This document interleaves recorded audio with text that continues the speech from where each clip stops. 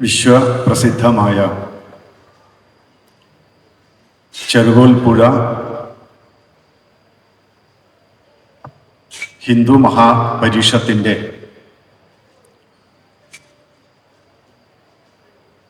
ഇന്നത്തെ ഈ ഒരു സമയം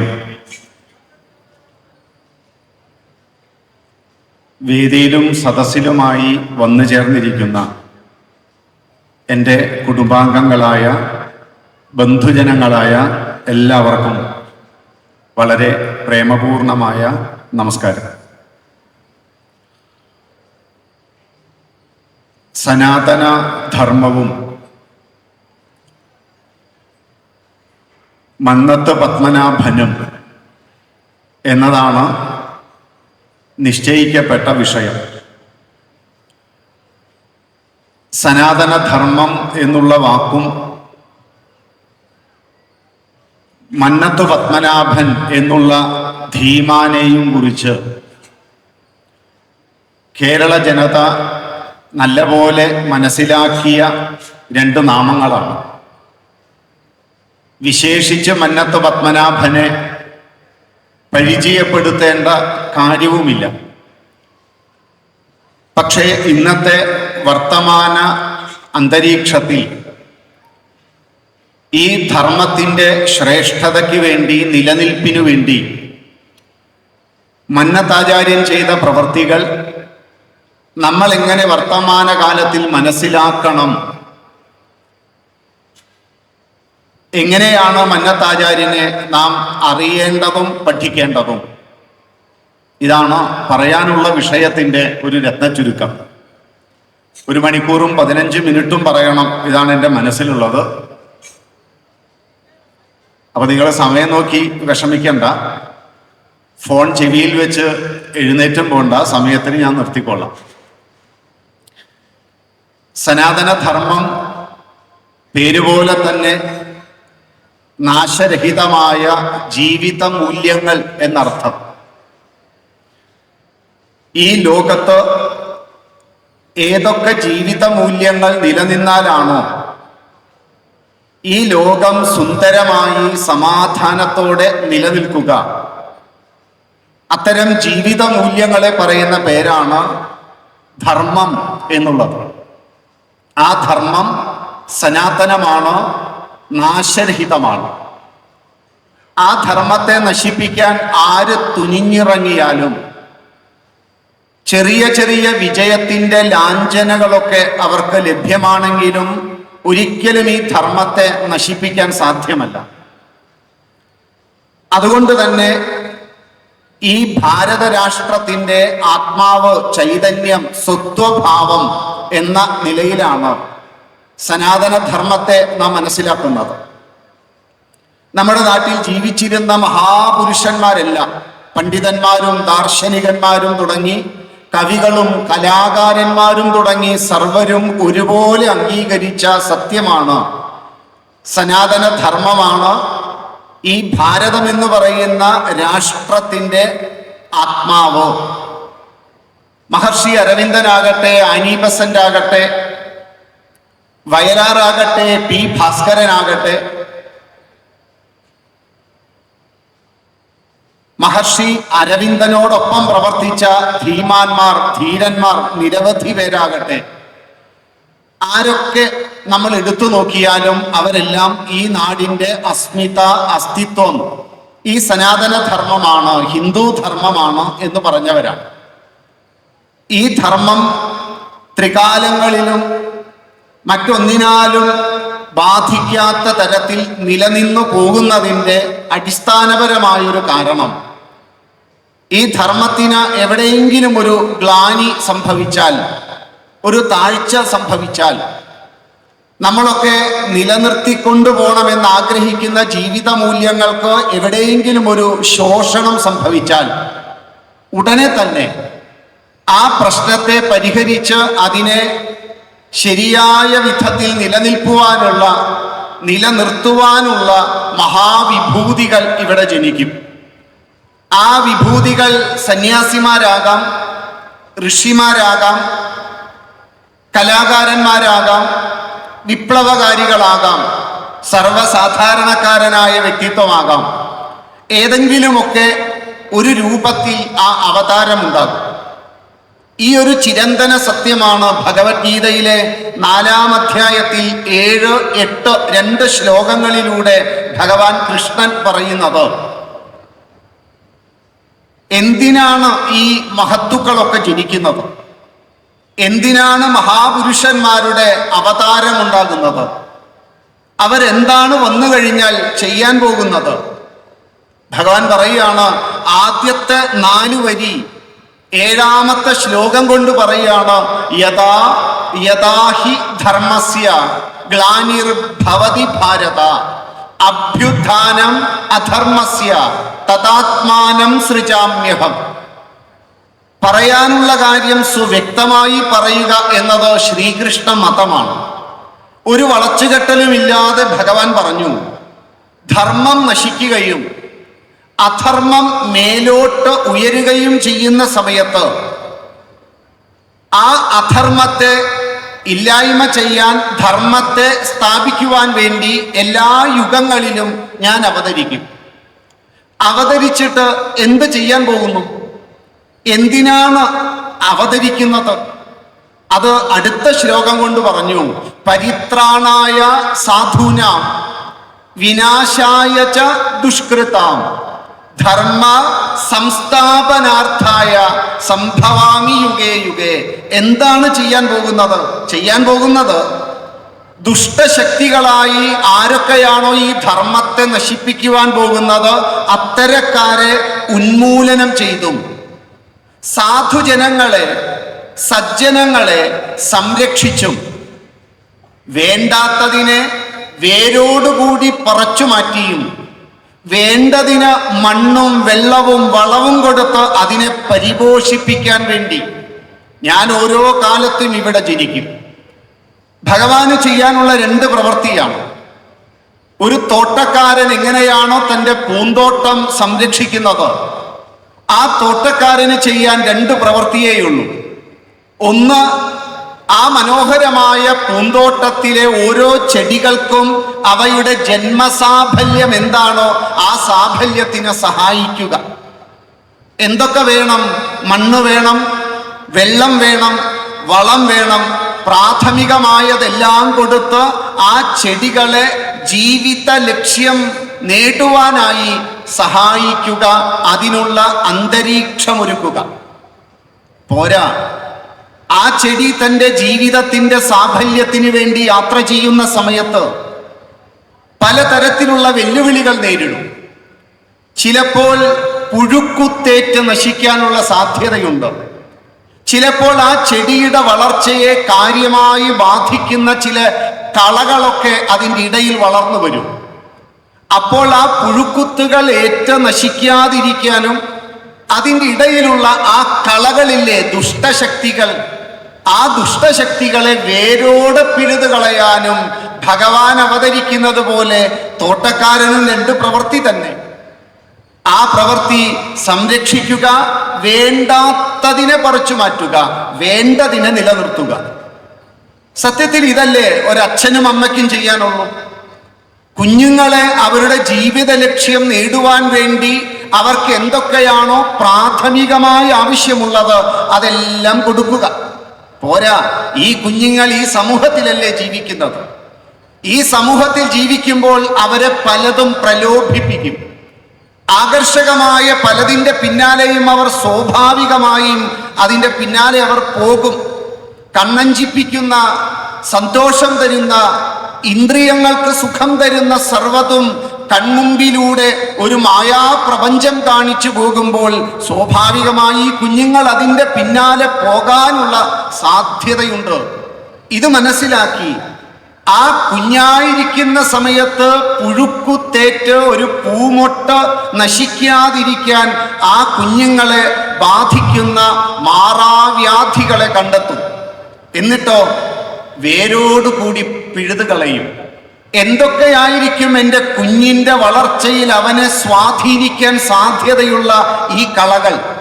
അത് കണ്ടെത്തി പിഴുതു കളയുക എന്നതാണ് ഒരു പാരന്റിന്റെ, ഒരച്ഛന്റെ, അമ്മയുടെ ധർമ്മം, ഭഗവാന്റെ ധർമ്മം, ഒരു തോട്ടക്കാരന്റെ ധർമ്മം, പാരന്റിന്റെ ധർമ്മം. എന്താ ധർമ്മം?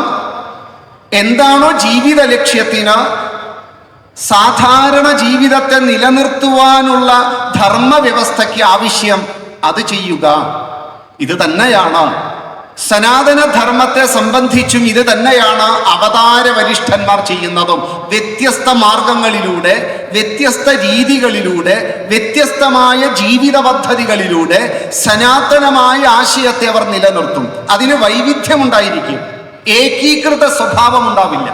ചിലതെനിക്കിഷ്ടപ്പെടും, ചിലതെനിക്കിഷ്ടപ്പെടില്ല.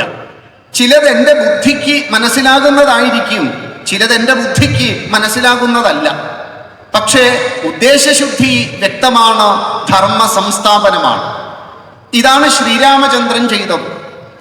രാമന് ചെയ്യാൻ ആകെയുണ്ടായിരുന്നത് ശ്രീലങ്ക എന്ന് പറയുന്ന അന്നത്തെ ആ ലങ്കാനഗരിയെ, ആ ലങ്കാനഗരിയിൽ നിന്ന് വളർന്നു വന്ന ആ കീടത്തെ വേരോടുകൂടി പിഴുതു മാറ്റുക.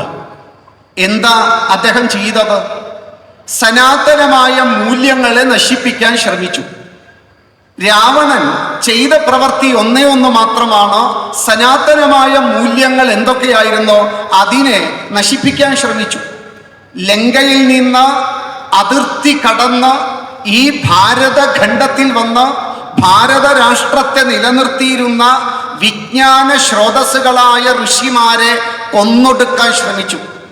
കാവി വസ്ത്രധാരികളെ ഉന്മൂലനം ചെയ്യാൻ ശ്രമിച്ചു. മന്ത്രദൃഷ്ടാക്കളായ ഋഷിവര്യന്മാരെ കൊന്നൊടുക്കി. വനത്തിന്റെ ഹരിതാഭത്തെ നശിപ്പിച്ചു. സത്യം, ധർമ്മം, സ്വാധ്യായം തുടങ്ങിയ ജീവിത മൂല്യങ്ങളെ നശിപ്പിച്ചു. ഇവിടെയുണ്ടായിരുന്ന വിജ്ഞാന സ്രോതസ്സുകളെ കെടുത്തിക്കളഞ്ഞു. പ്രത്യേകിച്ചും ലോകത്തിലാദ്യമായി കാവി വസ്ത്രം വ്യഭിചരിച്ചതാണ് രാവണൻ. സന്യാസവേഷത്തിൽ സീതയെ കട്ടുകൊണ്ടുവരാൻ വേണ്ടി അന്നത്തെ കാലത്തെ ഏറ്റവും നല്ല വസ്ത്രമായ കാവിയെ വ്യഭിചരിച്ച ആ സനാതന മൂല്യത്തെ നശിപ്പിച്ച രാവണൻ എന്ന് പറയുന്ന ആ ദുഷ്ടനെ ഇല്ലാതാക്കുക എന്ന ഒരൊറ്റ കർമ്മമാണ് രാമനുണ്ടായിരുന്നുള്ളൂ. പോരാ, ദുഷ്ടനെ ഇല്ലാതാക്കിയാൽ മാത്രം പോരാ, അതേസമയം ശിഷ്ടരെ, സാധുക്കളെ, സജ്ജനങ്ങളെ, ഇവിടത്തെ മന്ത്രദൃഷ്ടാക്കളെ, വിജ്ഞാന സ്രോതസ്സുകളെ, കാടിന്റെ ഹരിതാഭത്തെ സർവ്വതിനെയും നിലനിർത്തണം. നിലനിർത്തുക, വേണ്ടാത്തതിനെ ഉന്മൂലനം ചെയ്യുക. ഇതേ രാമനുണ്ടായിരുന്നുള്ളൂ.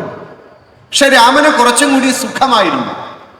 രാമന്റെ കാലത്ത് അധർമ്മം ഒരിടത്ത് മാത്രം, അതിനെ ഒന്ന് ശരിയാക്കിയാൽ മതിയായിരുന്നു. സംരക്ഷിക്കാൻ കാവിവസ്ത്രധാരികൾ മാത്രം. യാഗം, യജ്ഞം, സ്വാധ്യായം ഇതൊക്കെ ചെയ്യുന്നവരെ സംരക്ഷിക്കുക. പക്ഷെ ഇതായിരുന്നില്ല പിന്നീട് വന്ന കൃഷ്ണന്റെ ധർമ്മം. ശ്രീകൃഷ്ണനെ ചെയ്യാൻ ഒന്നിലധികം മേഖലകളിൽ സംഘടിച്ചു നിന്ന ചില മുന്നണികൾ പോലെ ഈ സനാതന ധർമ്മത്തെ നശിപ്പിക്കുവാൻ പ്രത്യേക മുന്നണി ഉണ്ടാക്കി പ്രവർത്തിച്ചവരായിരുന്നു അക്കാലത്ത് നിരവധി രാജ്യങ്ങളിൽ, നിരവധി പ്രദേശങ്ങളിൽ. ഒരു വശത്ത് യാദവന്മാരുടെ പാരമ്പര്യമായ രാജഭരണം നടത്തി സ്വേച്ഛാധിപതിയായിട്ടുള്ള സ്വന്തം അച്ഛനെ പിടിച്ച് കാരാഗൃഹത്തിലടച്ച മധുരാധിപതിയായ കംസൻ ഒരു ഭാഗത്ത്, മറുഭാഗത്ത് പ്രാഗ്ജ്യോതിഷം എന്ന് പറയുന്ന രാജ്യത്തിലെ നരകാസുരൻ, മറുഭാഗത്ത് കുലീനകളായ സ്ത്രീകളെ മുഴുവൻ പിടിച്ചുകൊണ്ടുപോയ സ്ത്രീലമ്പടൻ മറ്റൊരു ഭാഗത്ത്. അതിൻ്റെ മറുഭാഗത്ത് മഗധാധിപതിയായ ജരാസന്ധൻ നരബലി കൊടുക്കാൻ ക്ഷാത്രവീര്യമുള്ളവനെ മുഴുവൻ കട്ടുകൊണ്ടുപോയി നരബലി കൊടുക്കാൻ തീരുമാനിച്ചവൻ മറ്റൊരു ഭാഗത്ത്. ഛേദി രാജ്യത്തിലെ രാജാവായ ശിശുപാലൻ മറ്റൊരു ഭാഗത്ത്. ധാർത്തരാഷ്ട്രന്റെ ദുർബുദ്ധികൾ നൂറ്റവർ, അവരുടെ പിന്നിലൂടെ പ്രവർത്തിച്ച നിരവധി പേർ. എത്ര ഇടങ്ങളിലുണ്ടായിരുന്ന ഈ അധർമ്മകാരികളെ തിരഞ്ഞുപിടിച്ച് ശ്രീകൃഷ്ണൻ ഇല്ലാതാക്കി. പോരാ, സജ്ജനങ്ങളെ നിലനിർത്തി. നമുക്ക് മനസ്സിലാകും, ഈ ധർമ്മം എന്നത് ശാശ്വത മൂല്യമാണ്. അതിവിടത്തെ ജീവിത മൂല്യങ്ങളാണ്. ഈ മൂല്യങ്ങളെ കുറിച്ചാണ് നമ്മുടെ പൂർവികന്മാരെല്ലാം നമ്മോട് പറഞ്ഞത്, പറയാൻ ആഗ്രഹിച്ചത്. ഈ മൂല്യങ്ങൾക്ക് ശോഷണം സംഭവിച്ചാൽ ആ സമയത്ത് ഒരു വിഭൂതി, ഒരു മഹത്വ, ഒരു പണ്ഡിതൻ, ദാർശനികൻ, കവി, കലാകാരൻ, വീരാംഗനകള്, ധീരാംഗനകള്, വീരഭാരതത്തിന്റെ ആ പ്രസവിനിയുടെ ധീര വ്യക്തിത്വങ്ങൾ നിരവധി പേർ. അത്തരത്തിൽ ഈ കേരളത്തിന്റെ ഒരു പ്രത്യേക കാലം, ആ കാലത്ത് കേരളത്തെ ബാധിച്ച മാറാരോഗം, ഹിന്ദു ധർമ്മം, ഹിന്ദു സമാജം അകാല ചരമമടയാൻ പോയൊരു കാലം. പ്രത്യേകിച്ചും ആ സമാജത്തിന്റെ ഉള്ളിലെ പ്രബല സമുദായമായ നായർ സമുദായം അകാല ചരമമടയാൻ പോയൊരു കാലം. ആ കാലത്ത് ഈ ധർമ്മത്തെ സംരക്ഷിക്കുവാൻ ജനിച്ച ഒരു കർമ്മയോഗി ധീരൻ, ആ ധീരനാണ് മന്നത്തു പത്മനാഭൻ. ചെയ്യാനുണ്ടായിരുന്നത് എന്താ? വേണ്ടാത്തതിനെ വേരോടുകൂടി പിഴുതുമാറ്റുക, വേണ്ടതിനെ സംഘടിപ്പിക്കുക. അത്രയേ ചെയ്യാനുണ്ടായിരുന്നു.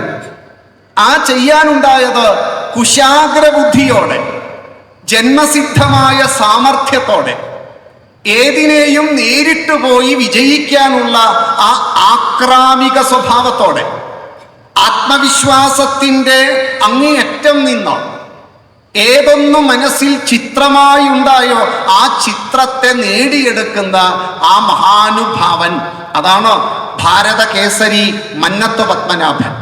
വിശേഷങ്ങൾ പറഞ്ഞാൽ തീരാത്തത്രയും വിശേഷണങ്ങളുടെ ഒരു നിറകുടമാണ് മന്നത്തു പത്മനാഭൻ. സർവകാര്യങ്ങളിലും പ്രഥമനാണ്, പ്രഥമഗണനീയനാണ്, ഒന്നാം സ്ഥാനക്കാരനാണ് മന്നം. കേരളത്തിലെ ഓരോ സാമൂഹ്യ പരിഷ്കർത്താക്കളെ, കേരളത്തിലെ ഓരോ കർമ്മയോഗികളെ, കേരളത്തിലെ വിവിധങ്ങളായ ബഹുമുഖങ്ങളായ പ്രവൃത്തി ചെയ്ത ഓരോരുത്തരെയും നമ്മളൊന്ന് എടുത്തു പരിശോധിക്കും. വ്യത്യസ്ത രസങ്ങളോടുകൂടി, വ്യത്യസ്തങ്ങളായ പദങ്ങളോടുകൂടിയിട്ടാണ് ഇവരൊക്കെ പ്രവർത്തിച്ചത്. അതുകൊണ്ട് മഹാപുരുഷന്മാരെ തുലനം ചെയ്യാൻ പാടില്ല, താരതമ്യം ചെയ്യാനും പാടില്ല. ചെയ്താൽ അത് കൃതജ്ഞതയാണ്, നന്ദികേടാണ്. ഇദ്ദേഹം മുന്നിൽ, ഇദ്ദേഹം പിന്നിൽ എന്നൊന്നും പറയാൻ പാടില്ല. ഓരോരുത്തരും മുന്നിൽ തന്നെ. എന്നാലും ഏറ്റവും അധികം പ്രഥമഗണനീയനായി, ഒന്നാം സ്ഥാനക്കാരനായി നമുക്ക് മന്നത്തു പത്മനാഭനെ മനസ്സിലാക്കാം. ഏതുപോലെ 110 വർഷം പിന്നിട്ട ഒരു സംഘടനയുടെ സ്ഥാപകൻ എന്ന നിലയിൽ മന്നത്തു പത്മനാഭൻ പ്രഥമ ഗണനീയനാണ്. കുറിക്കുകൊള്ളുന്ന വാക്കുകൾ കൊണ്ട് മനുഷ്യ മനസ്സിനെ കാർന്നെടുക്കാൻ പറ്റുന്ന ഉജ്ജ്വലനായൊരു വാഗ്മി. ഈ നിലയിൽ നോക്കിയാലും മന്നത്തു പത്മനാഭൻ പ്രഥമ ഗണനീയനാണ്. അകാല ചരമമടയാൻ പോയ നായർ സമൂഹത്തെ തൻ്റെ നെഞ്ചോട് ചേർത്ത് പിടിച്ച് അതിന് ഇന്നീ കാണുന്ന ഒരു മഹാവൃക്ഷമായി നിലനിർത്തുവാൻ വേണ്ടി അനവരതം സഞ്ചരിച്ച ഒരു സഞ്ചാരി എന്ന നിലയിൽ നോക്കിയാലും മന്നത്തു പത്മനാഭൻ പ്രഥമ ഗണനീയനാണ്. സ്വന്തം ഭാഷയായ മലയാള ഭാഷയെ, ആ ചതുരക്ഷരീ മന്ത്രത്തെ, മലയാണ്മയെ ഓക്സ്ഫോർഡ് യൂണിവേഴ്സിറ്റിയിൽ പോയി സംസാരിക്കുക, യൂറോപ്പ് ആദ്യമായി മലയാളത്തിന്റെ മാധുര്യം നുകരുക, 51 അക്ഷരങ്ങൾ കൊണ്ട് കാവ്യ കൈരളിക്ക് മാല ചാർത്തിയ തുഞ്ചന്റെ നാമത്തെ യൂറോപ്പിന്റെ മണ്ണിൽ പോയി പറഞ്ഞ ഉജ്ജ്വലനായ ഒരു ഭാഷാസ്നേഹി എന്ന നിലയിൽ നോക്കിയാൽ മന്നത്തു പത്മനാഭൻ പ്രഥമ ഗണനീയനാണ്. സ്വന്തം സമുദായ പുരോഗതിക്ക് ഒപ്പം തന്നെ സമ്പൂർണ്ണ ഹിന്ദു സമാജത്തെയും സംഘടിപ്പിക്കുവാനും ഒന്നാക്കി നിലനിർത്തുവാനും വേണ്ടി അനവരതം സഞ്ചരിച്ച ഒരു സനാതന ഹിന്ദു എന്ന നിലയിൽ നോക്കിയാലും മന്നത്തു പത്മനാഭൻ പ്രഥമ ഗണനീയനാണ്. അത്യുജ്വലനായ ഒരു ദേശഭക്തൻ എന്ന നിലയിൽ നോക്കിയാലും മന്നത്തു പത്മനാഭൻ പ്രഥമ ഗണനീയനാണ്. കഴിവുറ്റ ഒരു കലാകാരൻ എന്ന നിലയിൽ നോക്കിയാലും ഗണനീയനാണ്. ഉജ്ജ്വലനായ ഒരു എഴുത്തുകാരൻ എന്ന നിലയിൽ നോക്കൂ, അവിടെയും മന്നത്തു പത്മനാഭൻ പ്രഥമ ഗണനീയനാണ്. ഒരു നല്ല സാഹിത്യകാരൻ, പ്രൊഫസർ എസ് ഗുപ്തൻ നായരുടെ വാക്കിൽ പറഞ്ഞാൽ, പദങ്ങൾ കൊണ്ട് മനുഷ്യ മനസ്സുകളെ പന്താടുന്ന ഒരു കരവിരുതാണ് സാഹിത്യമെങ്കിൽ മന്നം ലോകം കണ്ടതിൽ വെച്ച് ഏറ്റവും ഉജ്ജ്വലനായ സാഹിത്യകാരനാണ്. നമ്മൾ ഇങ്ങനെ ഏത് നിലയിൽ വേണമെങ്കിലും നോക്കിക്കൊള്ളൂ. എല്ലാ കാര്യത്തിലും ഒന്നാം സ്ഥാനമുള്ള, എല്ലാ കാര്യത്തിലും പ്രഥമഗണനീയനായ മന്നത്ത് പത്മനാഭൻ. സാധാരണ ഏത് മഹാപുരുഷന്റെ ജീവിതവും നമ്മൾ പഠിച്ചാൽ കുട്ടിക്കാലം കുറച്ച് കഷ്ടം, ദാരിദ്ര്യം, അച്ഛനില്ല, വീട്ടിൽ ഭക്ഷണം കഴിക്കാൻ ഭാഗ്യമില്ല, പഠിക്കാനുള്ള ഭാഗ്യമില്ല, ഇതെല്ലാം മന്നത്തിനും ചേരും. കുട്ടിക്കാലം വളരെ ദാരിദ്ര്യം. അച്ഛനായ പരമേശ്വരൻ നമ്പൂതിരി അമ്മയെ ഉപേക്ഷിച്ച് സ്വന്തം സമുദായത്തിൽ നിന്ന് വിവാഹം കഴിച്ചു പോയപ്പോൾ ദാരിദ്ര്യത്തിൻ്റെ ആ നടുതളത്തിലേക്ക് വലിച്ചെറിഞ്ഞ് പോയതോടുകൂടി കഠിനമായ ദാരിദ്ര്യം ഏറ്റുവാങ്ങിയ ബാല്യം. പക്ഷേ ഏത് ദാരിദ്ര്യത്തിൻ്റെ ഇടയിലും സമ്പന്നമായൊരു കുട്ടിത്തം, ഒരു ശൈശവപ്രായം കിട്ടുക എന്നതാണ് കുട്ടികളുടെ മഹാഭാഗ്യം. എത്രയുണ്ട് എന്നതല്ല, എത്ര കൊടുക്കുന്നു എന്നുള്ളതാണ്. അതെങ്ങനെ കൊടുക്കുന്നു എന്നുള്ളതാണ് മന്നത്തിൻ്റെ ഏറ്റവും വലിയ മഹാഭാഗ്യം.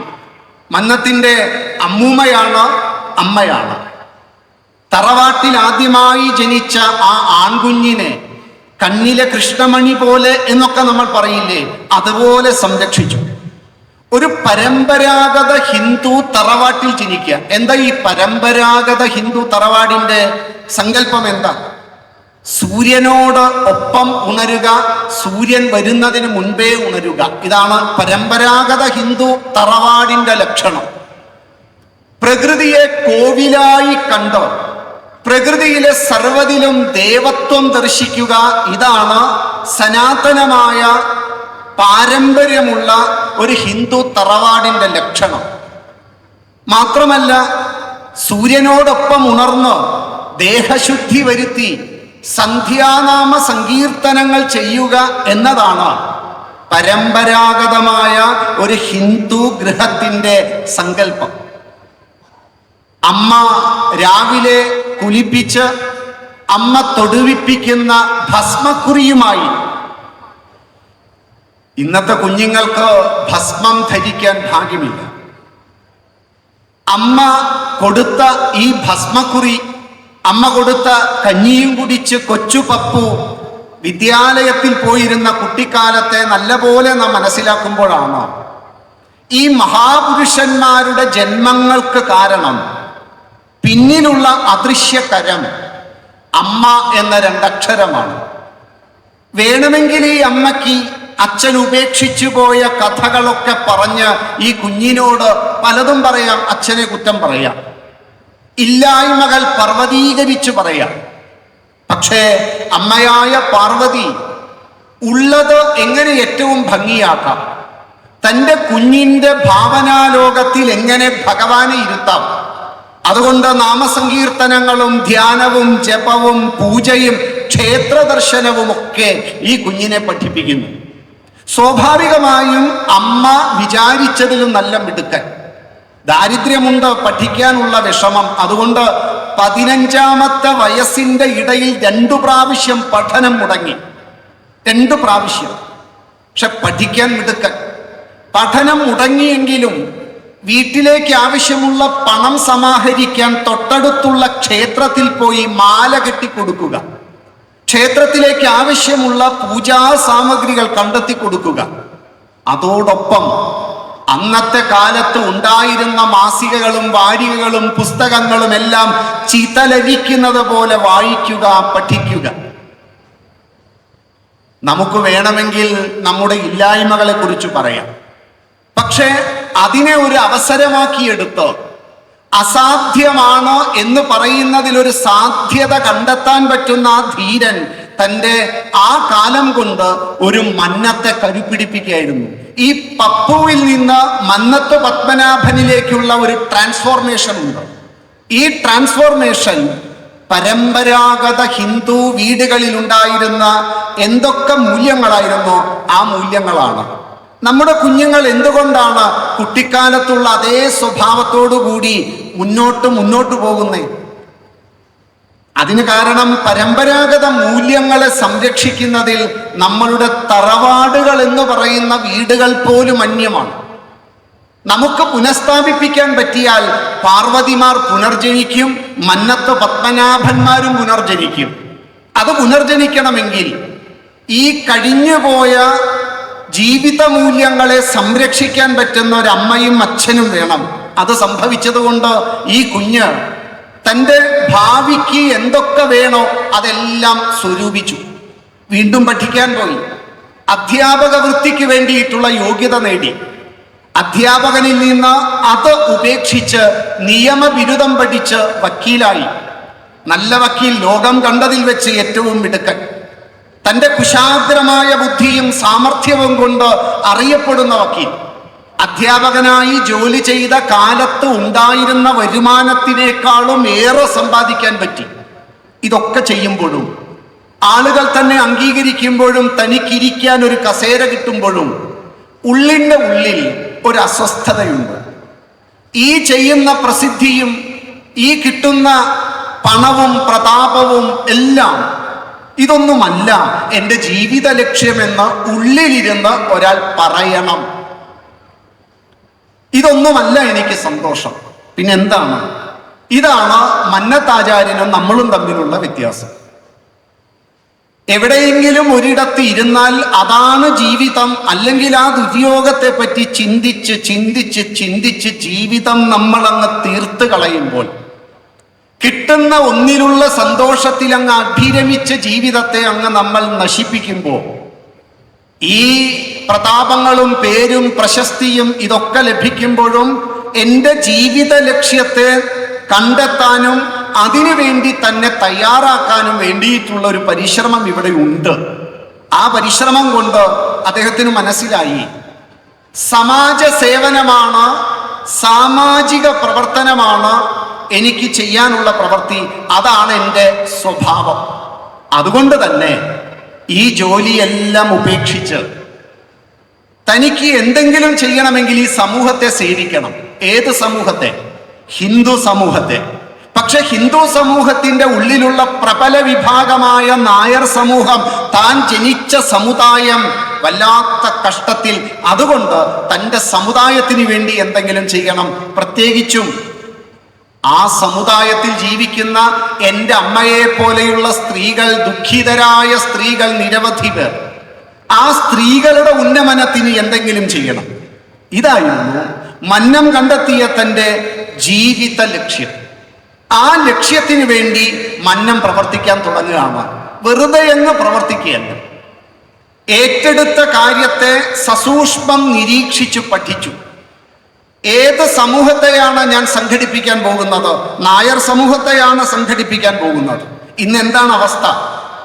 ഈ അവസ്ഥയ്ക്ക് എന്താണ് ഞാൻ തയ്യാറാക്കേണ്ട തന്ത്രം? എന്താ സ്ട്രാറ്റജി? എന്താ? അത് തയ്യാറാക്കി അദ്ദേഹം അന്നത്തെ നായർ സമൂഹത്തെ നാം നല്ലപോലെ ഒന്ന് മനസ്സിലാക്കി വെക്കണം. ഒന്ന്, ഒരു കാലത്ത് പ്രൗഢിയിൽ ജീവിച്ചിരുന്ന സമൂഹം, ഒരു കാലത്ത് പ്രതാപത്തിൽ ജീവിച്ചിരുന്ന സമൂഹം. പക്ഷേ പിന്നീട് സുഖലോലുപതയിലും അലസതയിലും മുഴുകിപ്പോയി തൊഴുത്തിൽ കുത്ത് ഏതാണ്ട് കലയാക്കി മാറ്റി. അബദ്ധവിശ്വാസങ്ങളിലും അനാചാരങ്ങളിലും ആഡംബരങ്ങളിലും കാലത്തിനു നിരക്കാത്ത മരുമക്കത്തായത്തിലും നാലുകെട്ടിലുമൊക്കെ അങ്ങ് അഭിരമിച്ച് ജീവിച്ചതോടുകൂടി ഏതാണ്ട് ആ സമൂഹം നശിക്കാൻ തുടങ്ങിയ കാലം. കൃഷ്ണപക്ഷ ചന്ദ്രിക പോലെ ദിവസങ്ങൾ കഴിയുന്തോറും ക്ഷയിച്ച് വരുന്ന ആ കാലം. ആ കാലത്തുള്ള ഈ സമൂഹത്തെയാണ് ഞാൻ സംഘടിപ്പിക്കേണ്ടത് എന്ന് അദ്ദേഹത്തിന് മനസ്സിലായി. പോരാ, പ്രശസ്തമായ തറവാടുകളൊക്കെ ക്ഷയിച്ചുകൊണ്ടിരുന്ന കാലം. പ്രത്യേകിച്ചും ഒരു വശത്ത് സംബന്ധമെന്ന അസംബന്ധം. അന്ന് നായർ സ്ത്രീക്ക് വിവാഹം നേരിട്ടൊരു പുരുഷന് കഴിക്കാൻ സാധ്യമല്ല. നമ്പൂതിരി കുലത്തിൽ നിന്ന് ഒരാൾ വന്ന് താലി കെട്ടണം. താലി കെട്ടി 4 ദിവസം ആ സ്ത്രീയോടൊപ്പം ജീവിക്കണം. അത് കഴിഞ്ഞാൽ നായർ പുരുഷന് ചെന്ന് പുടവ കൊടുക്കാം. താലി കെട്ടാൻ അധികാരമില്ലാത്ത കാലം. സ്ത്രീകളുടെ കാര്യമെന്ന് ആലോചിച്ചു നോക്കണേ. അന്നത്തെ കാലത്തെ നായർ സമൂഹത്തിന്റെ ജീവിതം കണ്ടപ്പോൾ അന്നത്തെ കവികളൊക്കെ കളിയാക്കി പറഞ്ഞ വരിയുണ്ട്: താലി കെട്ടിയ കാന്തൻ 5-ാം ദിനം കൂലിയും വാങ്ങിക്കൊണ്ട് ഉപേക്ഷിച്ചു പോകവേ ഈ കാന്തൻ നമ്പൂതിരി ഒരു 4-5 ദിവസമൊക്കെ അവിടെ അങ്ങ് താമസിക്കും. അതിനിടയിൽ ഈ പാവം പെൺകുട്ടി ഗർഭവതിയായാൽ നിത്യനരകത്തിലേക്ക് തള്ളിവിട്ട് സ്വസമുദായത്തിൽ നിന്ന് വിവാഹം കഴിച്ചു പോകുമ്പോൾ പിന്നീടൊരു നായർ വന്ന് പുടവ കൊടുത്ത് സ്വീകരിക്കും. കണ്ണീരിൽ കുതിർന്ന പ്രതീക്ഷകളില്ലാത്ത തൻ്റെ ജീവിതം മുഴുവൻ താഴേക്ക് പതിച്ചുപോയ ഈ സ്ത്രീകളുടെ ജീവിതം തൻ്റെ അമ്മയുടെ ജീവിതത്തിലൂടെ കണ്ടു മനസ്സിലാക്കിയപ്പോൾ ഈ സമൂഹത്തിൽ ഈ അസംബന്ധമുണ്ടല്ലോ, സംബന്ധം എന്ന അസംബന്ധം, അതില്ലായ്മ ചെയ്യണം. മാത്രമല്ല, അന്ന് ഓരോ കരയിലെയും പുരാതന തറവാടുകൾ തമ്മിൽ വഴക്ക്, കേസുകൾ, പിണക്കം. ഈ പിണങ്ങിക്കഴിയുന്നവരെ ഒരുമിപ്പിച്ച് ചേർക്കുന്നതിലും കഷ്ടം അന്ന് നായരെന്ന് പറയുന്നത് ഒന്നല്ല. നായന്മാർക്കിടയിൽ അവാന്തര വിഭാഗങ്ങൾ. 901 ജനസംഖ്യ ഈ കാലേഷുമാരി കണക്കനുസരിച്ച് 100-ലധികം വിഭാഗങ്ങൾ. ഇന്ന് ഗൂഗിൾ നോക്കിയാൽ 64 വിഭാഗങ്ങൾ കാണാം. അന്ന് നായർ ഒന്നല്ല, പല പല വിഭാഗങ്ങൾ, പല പേരുകളിൽ അറിയപ്പെട്ടവർ. അതിൽ ഇല്ലക്കാരും സ്വരൂപക്കാരും ഇടശ്ശേരിക്കാരും കിരിയത്തുകാരും ഇങ്ങനെ വിവിധങ്ങളായ തുറകളിൽ ജീവിച്ചവർ. എന്നാൽ പലതാണെങ്കിലും കുഴപ്പമില്ല, ഒന്നല്ലേ? അല്ല. ഈ നായർ സമൂഹത്തിന്റെ ഇടയിൽ അവാന്തര വിഭാഗങ്ങൾ. അതുകൊണ്ട് തന്നെ തൊട്ടുകൂട എന്ന ചിന്ത ഇതിൻ്റെ ഉള്ളിലുണ്ട്. താഴേക്കിടയിൽ ജീവിക്കുന്നവരുണ്ട്, അസ്പൃശ്യത അന്ന് നായർ സമൂഹത്തിന്റെ ഉള്ളിലുള്ള അവാന്തര വിഭാഗങ്ങളിലുണ്ട്. അതുകൊണ്ട് ഇവർ ഒരുമിച്ചിരുന്ന് ഭക്ഷണം കഴിക്കില്ല. വിവാഹം, ഈ വിഭാഗങ്ങൾ തമ്മിൽ വിവാഹമില്ല. ഒരു വീട്ടിലൊരു വിരുന്ന് സൽക്കാരമുണ്ടെങ്കിൽ വ്യത്യസ്ത പന്തികൾ വേണം. ഉയർന്നവൻ ഉയർന്ന പന്തിയിൽ, അതിൻ്റെ താഴെ താഴെ. ഈ സമൂഹത്തെയാണ് ഞാൻ സംഘടിപ്പിക്കേണ്ടത്. എന്തൊക്കെ വൈതരണികൾ, എന്തൊക്കെ പ്രശ്നങ്ങൾ, തമ്മിൽ വഴക്കുകൂടി കേസ് നടത്തി മിണ്ടാതെ തൊട്ടുകൂടാ തീണ്ടിക്കൂടാ എന്ന് പറഞ്ഞ ഈ അവാന്തര വിഭാഗങ്ങളെ, 100 കണക്കിന് വിഭാഗങ്ങളെ ഒരുമിച്ച് ചേർത്ത് നീയും നായരാടാ എന്ന് പറഞ്ഞ് ഒരു പ്ലാറ്റ്ഫോമിൽ ഇരുത്തി നായരെന്ന് പറയുന്ന ഒരു പ്ലാറ്റ്ഫോം ഉണ്ടാക്കുന്ന ഈ ഒരു ഭഗീരഥ പ്രയത്നം നമ്മളൊന്ന് പഠിക്കണേ. എങ്ങനെയാണ് ഈ സമൂഹത്തെ മുഴുവൻ ചേർത്ത് നീയും നായര, നീയും നായർ തന്നെ എന്ന് പറഞ്ഞൊരു പ്ലാറ്റ്ഫോം ഉണ്ടാക്കിയില്ലേ? തമ്മിൽ തല്ലുന്നവരെ സ്നേഹിപ്പിക്കാൻ പഠിപ്പിച്ചില്ലേ? അബദ്ധ ധാരണകളെ മുഴുവൻ തിരുത്തി സുബദ്ധ ധാരണകളാക്കി മാറ്റിയില്ലേ? കേസുകളും വഴക്കുകളും പറഞ്ഞ് തീർത്തില്ലേ? തൊട്ടുകൂടാത്തവനെ ചേർത്തിരുത്തിയില്ലേ? പന്തിഭോജനം ചിന്തിക്കാൻ പറ്റാത്ത കാലത്ത് പന്തിഭോജനം നടത്തി അവർക്കിടയിൽ കയറിയിരുന്ന് ഭക്ഷണം കഴിച്ച് നമ്മളെല്ലാം സനാതന ഹിന്ദുവാണ് എന്ന് പഠിപ്പിച്ചില്ലേ? വ്യത്യസ്തരാണെങ്കിലും നമുക്കിടയിലുള്ള തനിമ അത് ഒന്നാണ്, നമ്മുടെ അസ്തിത്വം ഒന്നാണ് എന്ന് പഠിപ്പിച്ച് എല്ലാവരെയും ചേർത്ത് ഒരു സമൂഹത്തെ ഉണ്ടാക്കി, നായർ എന്ന ഒരു പ്ലാറ്റ്ഫോം ഉണ്ടാക്കി. എന്തൊരു ഭഗീരഥ പ്രയത്നം! നമുക്ക് ചിന്തിക്കാൻ പോലും പറ്റാത്ത അന്നത്തെ കാലത്ത് ഇന്ന് ഹിന്ദു സമാജത്തിലെ പ്രബല വിഭാഗമായ നായന്മാർ പേരിന്റെ പിന്നിൽ നായരാണെന്ന് അഭിമാനം കൊണ്ട് നടക്കുമ്പോൾ ആരാ അതിന് കാരണക്കാരൻ? നമുക്കിന്ന് ഞങ്ങളെല്ലാം നായരെന്ന് പറയാനൊരു പ്രബല വിഭാഗം സമുദായം ഇത്രയും ശക്തി ആർജിച്ചുവെങ്കിൽ ആരാ തപസ് ചെയ്തത്? ആരാ അതിൻ്റെ പിന്നിൽ നമുക്കിന്ന് തല ഉയർത്തി നിൽക്കാൻ ഒരു പ്ലാറ്റ്ഫോം തന്നത്? ആ മഹാനുഭാവനെ നമ്മൾ ഓർക്കുന്നുണ്ടോ? ആ മുത്തച്ഛനെ കുറിച്ച് നമ്മൾ നമ്മുടെ കുഞ്ഞുങ്ങളോട് പറയുന്നുണ്ടോ? ഹിന്ദു സമാജത്തെ നിലനിർത്തുവാൻ വേണ്ടി അതിലെ പ്രധാന സമുദായത്തിന് വേണ്ടി പ്രവർത്തിച്ച ആ മഹാനുഭാവനെ നമ്മൾ ഓർക്കാറുണ്ടോ? ഭഗവത്ഗീതയിൽ എങ്ങനെയാണ് പാണ്ഡവന്മാർ വിജയിച്ചത് എന്നതിനെ കുറിച്ച് അതിൻ്റെ ധ്യാന ശ്ലോകങ്ങളിൽ പറയുന്നൊരു സൂചനയുണ്ട്. 5-ാമത്തെ ധ്യാന ശ്ലോകം പാണ്ഡവന്മാർ നേരിട്ട മഹാവീരന്മാരെ വിവരിക്കുകയാണ്. പാണ്ഡവന്മാർക്ക് ഒരു രണനദി അപ്പുറം കടക്കണം. നദി അക്കരെ കടക്കുക കടലാണ്. ആ കടൽ അക്കരെ കടക്കുക എന്നത് കഷ്ടമാണ്. കടൽ എന്ന് പറയുന്നത് നിരവധി തിരമാലകളുള്ള, മകര മത്സ്യങ്ങളുള്ള, ചുഴിയുള്ള, വേലിയേറ്റമുള്ള, കരിമ്പാറകളുള്ള, അഗാധവും അപാരവുമായിട്ടുള്ള ആ കടൽ കടക്കണമെങ്കിൽ ഒരു നല്ല നാവികൻ, ഒരു നല്ല കടത്തുകാരൻ കൂടെ വേണം. ആ കടത്തുകാരൻ ആരാ? ആ കടത്തുകാരൻ കൈവർത്തക കേശവ, കേശവനാണ്. കേശിയെ കൊന്ന ആ കേശവനാണ്. എന്തൊക്കെയായിരുന്നു പാണ്ഡവർ നേരിട്ട പ്രശ്നം? ഭീഷ്മ ദ്രോണതട. ഭീഷ്മരെന്നും ദ്രോണരെന്നും പറയുന്ന രണ്ട് കരകൾ. അതിൽ ഒരു കരയെ ഭേദിച്ചാലും മറുകര പറ്റണമെങ്കിൽ, ആ മറുകരയിൽ കാലെടുത്ത് വെക്കണമെങ്കിൽ ഈ മഹാവീരന്മാരെ വിജയിക്കണം. അതുകൊണ്ട് ആ രണ്ട് കരകൾ അങ്ങേയറ്റം കരുത്തന്മാർ. ഭീഷ്മ ദ്രോണതട ജയദ്രഥ ജല. ജയദ്രഥൻ എന്ന് പറയുന്ന ജലം. ഗാന്ധാര നീലോപല. ഗാന്ധാരൻ ശകുനി എന്ന് പറയുന്ന കരിമ്പാറ. അശ്വത്ഥാമ ശല്യർ. ശല്യഗ്രാഹവതി കൃപേണവഹനി. ശല്യർ എന്ന് പറയുന്ന ഒരു മുതല.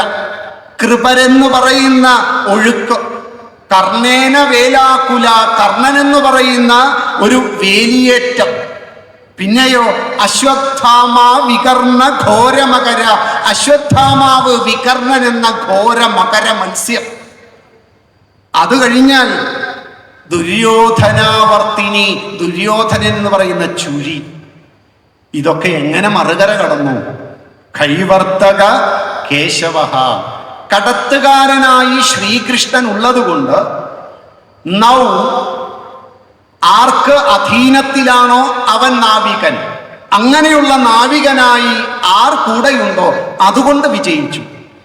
നിങ്ങൾ ആ കേശവ എന്ന ഭാഗത്ത് പത്മനാഭ എന്നൊന്ന് എഴുതി ചേർക്കും. നായർ സമൂഹം, ഹിന്ദു സമാജം സുശക്തമായി നിലനിൽക്കുന്നതിന് ആ സമാജത്തിനുള്ളിലുള്ള കുഴപ്പങ്ങളെ മുഴുവൻ കണ്ടെത്തി ഈ സമാജത്തെ മുന്നോട്ട് കൊണ്ടുപോയത് കൈവർത്തക പത്മനാഭ. പത്മനാഭൻ എന്ന് പറയുന്ന കടത്തുകാരനാണ് ഈ സനാതന സംസ്കൃതിക്ക് ബാധിച്ച മാറാരോഗങ്ങളെ മുഴുവൻ കണ്ടെത്തി അതിനെ ഒരു നല്ല ഭിഷഗ്വരനെ പോലെ ചികിത്സിച്ച് പാകമാക്കി ശരിയാക്കി നിർത്തി. അങ്ങനെയാണ് അദ്ദേഹം കരയോഗം എന്ന ഒരു സൂത്രം കണ്ടെത്തിയത്. എന്താ കരയോഗം?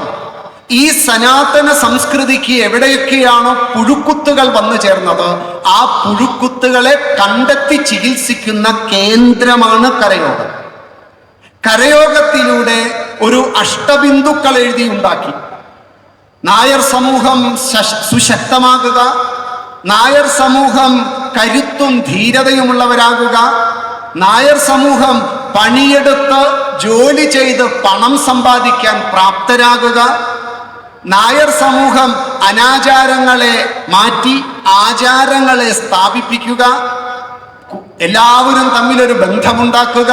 ഇങ്ങനെ തുടങ്ങി 8 കാര്യങ്ങൾ എഴുതിയിട്ട് പറഞ്ഞു ഇതിനാണ് കരയോഗം എന്ന് പറഞ്ഞു. ഈ കരയോഗത്തിന്റെ പ്രവർത്തനം ചെയ്ത് കേരളം മുഴുവൻ അനവരതം സഞ്ചരിച്ച് ഒരു സംഘടനാ സ്വരൂപം ഉണ്ടാക്കി. സംഘടന ഉണ്ടാക്കി കഴിഞ്ഞപ്പോൾ മന്നത്താചാര്യൻ തൻ്റെ മനോഗതി വ്യക്തമാക്കുന്ന ഒരു 3-4 ഉദാഹരണങ്ങൾ കൂടി നാം മനസ്സിലാക്കണം. കരയോഗങ്ങൾ ഉണ്ടാക്കി കഴിഞ്ഞതിന് ശേഷം ഹിന്ദു സമാജത്തിന് മുന്നോട്ട് പോകണമെങ്കിൽ വിദ്യാഭ്യാസം കൊണ്ട് മുന്നോട്ട് പോകാൻ സാധ്യമാകൂ എന്ന് അദ്ദേഹത്തിന് അറിയാമായിരുന്നു. അതുകൊണ്ട് തന്നെ ഈ സനാതനധർമ്മം വെല്ലുവിളികൾ നേരിടുന്നതിന്റെ പ്രധാന കാരണം അറിവില്ലായ്മയാണ്. അതുകൊണ്ട് ഹിന്ദുക്കൾക്ക് ഒരുമിച്ച് ചേർന്ന് ഒരു വിദ്യാഭ്യാസ സ്ഥാപനം വേണം. ഈ സ്ഥാപനത്തെക്കുറിച്ച് തൻ്റെ മനസ്സിലുള്ള മനോഗതിയെക്കുറിച്ച് 1920 മന്നത്ത് പത്മനാഭൻ മലയാള രാജ്യത്തിൽ ഒരു ലേഖനം എഴുതി. ആ ലേഖനത്തിൽ ഹിന്ദു സമൂഹത്തിലെ എല്ലാ വിഭാഗങ്ങൾക്കും കൂടി ഒരു വിദ്യാഭ്യാസ സ്ഥാപനം ഉണ്ടാക്കുവാനും നടത്തുവാനും കഴിഞ്ഞാൽ സമുദായങ്ങൾ തമ്മിലുള്ള അഭിപ്രായ വ്യത്യാസങ്ങളും അസമത്വവാദങ്ങളും തനിയെ നീങ്ങുകയും നാം ആഗ്രഹിക്കുന്ന തരത്തിലുള്ള ജാതിക്ക് അതീതമായ ഒരു ഹിന്ദു സമാജത്തെ ഉണ്ടാക്കുവാനും നമുക്ക് സാധിക്കും. അങ്ങനെയാണെങ്കിൽ നമ്മളെല്ലാവരും ഒരുമിച്ച് കൊല്ലം പട്ടണത്തിൽ ഒരു വലിയ വിദ്യാഭ്യാസ സ്ഥാപനം, ഒരു ഹിന്ദു യൂണിയൻ സ്ഥാപനം ഉണ്ടാക്കണം. ഇതാണ് എൻ്റെ ആഗ്രഹവും വിനീതമായ അപേക്ഷയും. എന്താ മന്നത്ത് പത്മനാഭൻ പറഞ്ഞത്? ജാതിക്ക് അതീതമായി ഹിന്ദു സമാജം ഭിന്നതകളൊക്കെ മറന്ന് ഒന്നായി തീരണം. ആ ഒന്നായി തീരുന്നതിലൂടെ ഈ സമാജം ശക്തിയാർജിക്കണം. നമുക്കിടയിൽ ഏതെങ്കിലും തരത്തിലൊരു അസമത്വവാദങ്ങളോ തെറ്റായ വിചാരങ്ങളോ ഉണ്ടെങ്കിൽ അതിനെയൊക്കെ മാറ്റിയെടുത്ത് സുശക്തമായിട്ടുള്ള ഒരു ഹിന്ദു സമാജത്തിൻ്റെ ഒരു ഹിന്ദു യൂണിയൻ ഉണ്ടാകണം. മന്നത്തിന് മനസ്സിലായി, ഹിന്ദു സമാജത്തെ മുഴുവൻ ഒരുമിപ്പിച്ച് ചേർത്തൊരു സ്ഥാപനം ഉണ്ടാക്കാൻ സാധ്യമല്ല. അതുകൊണ്ട് തൻ്റെ ആ മനോഗതി അദ്ദേഹം മാറ്റിവെച്ചു. എന്നിട്ട് സ്വപരിശ്രമം കൊണ്ട് നായർ വീടുകൾ തോറും കയറി ഇറങ്ങാൻ തുടങ്ങി. ഒരു ഹിന്ദു സ്ഥാപനം ഉണ്ടാക്കുവാൻ വേണ്ടി, വിദ്യാഭ്യാസ സ്ഥാപനം ഉണ്ടാക്കുവാൻ വേണ്ടി പെരുന്നയിൽ ആദ്യത്തെ പരിശ്രമം തുടങ്ങി. ഹിന്ദുക്കളുടെ വീടുകളിൽ പോയി പിടിയരി വാങ്ങി സ്നേഹനിധികളായ അമ്മമാരുടെ കൈകളിൽ പിടിച്ച് വള പതുക്കെ ഊരിയെടുത്തു. വീടുകളിൽ തെങ്ങ് കയറുമ്പോൾ തേങ്ങയിടുന്ന ഓരോ വീട്ടിലും തേങ്ങയിടുന്ന ഡേറ്റുകൾ മനസ്സിലാക്കി അവിടെ ചെന്ന് അതിൽ നിന്ന് വരുമാനത്തെ സ്വീകരിച്ച് കാൽനടയായി കിലോമീറ്ററുകളോളം നടന്ന് പട്ടിണി കിടന്ന് രാത്രിയെ പകലാക്കിക്കൊണ്ടുള്ള ആ നിരന്തര യാത്ര കൊണ്ട് അദ്ദേഹം സുന്ദരമായ ഒരു സ്ഥാപനം പെരുന്നയിൽ ആരംഭിച്ചു കഴിഞ്ഞപ്പോ നായന്മാരുടെ പണം കൊണ്ടുണ്ടാക്കിയതാണ്. അതുകൊണ്ട് ആ സ്ഥാപനത്തിന് നായർ കോളേജ് എന്നല്ലേ പേരിടേണ്ടത്. പക്ഷേ മന്നം ആ കോളേജിന് പേരിട്ടത് ഹിന്ദു കോളേജ് എന്നാണ്. എന്തുകൊണ്ട്? മന്നം തൻ്റെ മനോവിചാരം ലോകത്തിനോട് പ്രഖ്യാപിക്കുകയാണ്. തൻ്റെ മനോവിചാരവും ഉള്ളിലിരിപ്പും മന്നം ലോകത്തിനോട് പറഞ്ഞു.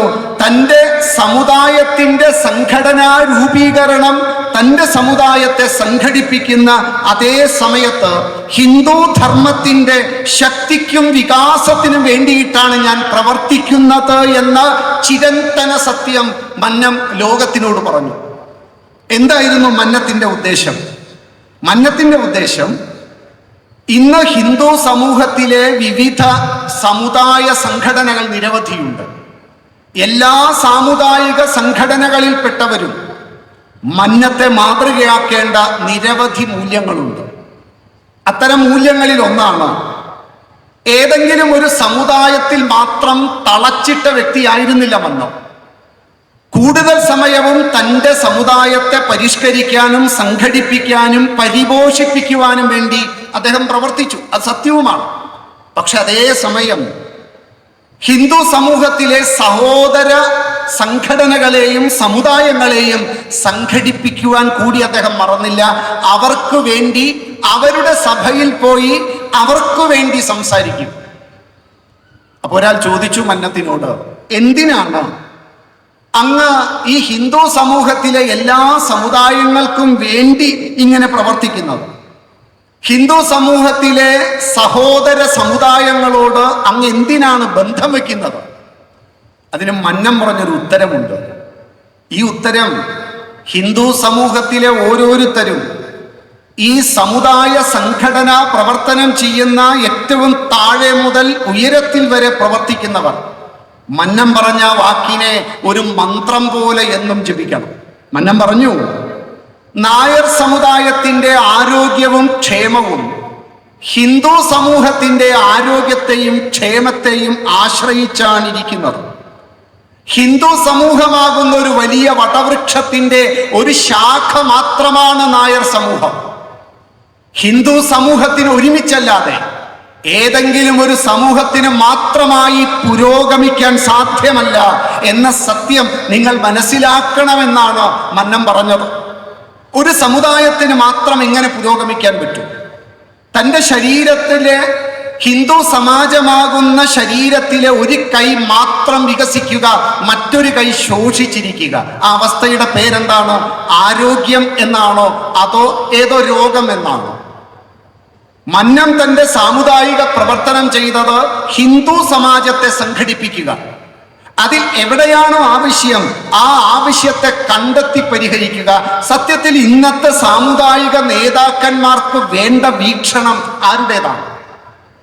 ഇന്ന് വേണ്ടത് സ്വസമുദായ പ്രവർത്തനം ചെയ്യുമ്പോൾ തന്നെ സഹോദര സമുദായങ്ങളെ കൂടി കണ്ടെത്തി അവർക്ക് വേണ്ടി നമ്മൾ ഒന്നാണെന്ന ബോധത്തിൽ ജീവിക്കുക എന്നതാണ്.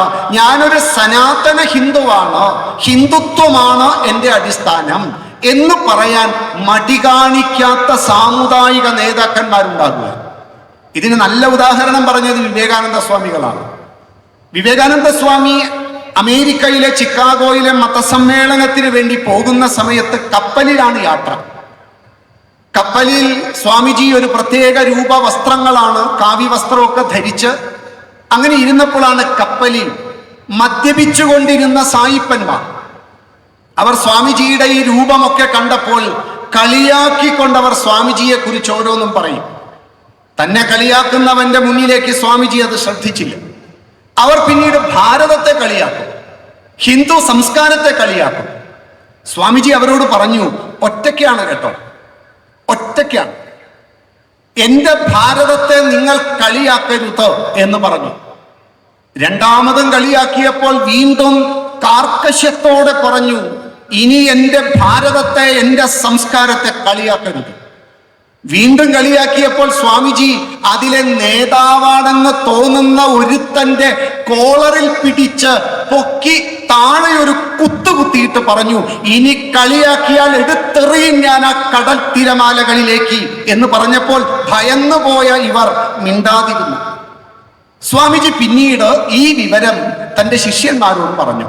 എനിക്ക് ഇങ്ങനെ ഒരു അനുഭവം ഉണ്ടായിരുന്നു. അപ്പൊ ശിഷ്യന്മാർ ചോദിച്ചു, നമ്മൾ സന്യാസിമാർ ഇങ്ങനെയൊക്കെ പെരുമാറാമോ? നമ്മൾ സന്യാസിമാർ ഇങ്ങനെയൊക്കെ ചെയ്യാമോ? ഈ സമയത്ത് വിവേകാനന്ദൻ പറഞ്ഞൊരു ഉത്തരമുണ്ട്. ആ ഉത്തരമാണ് നാം പഠിക്കേണ്ടത്. ഈ ഉത്തരമാണ് സനാതന ഹിന്ദു ഇന്ന് പറയേണ്ടത്. ഈ ഉത്തരമാണ് സർവ സമുദായാംഗങ്ങളും മന്ത്രം പോലെ ഉരുക്കഴിക്കേണ്ടത്. വിവേകാനന്ദൻ പറഞ്ഞു, yes, I am a Hindu monk. Hindu comes first, then I am monk.